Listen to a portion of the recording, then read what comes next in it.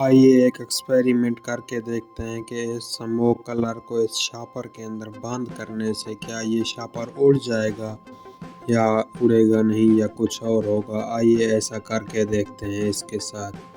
तो इसको इसके अंदर डाल दिया और इसको हम अब आग लगाते हैं, देखते हैं कि क्या होता है।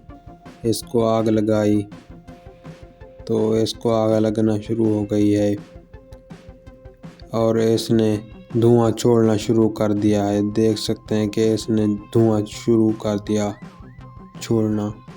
तो सब्सक्राइब एंड लाइक करें ऐसी और वीडियोस के लिए। तो बहुत ही ज़्यादा धुआं इसने छोड़ा, ये उड़ा तो नहीं मगर आप देख सकते हैं कि इस तरह हुआ। सब्सक्राइब एंड लाइक करें ऐसी और वीडियोस के लिए।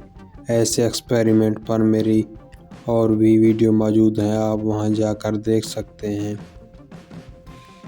Thank you.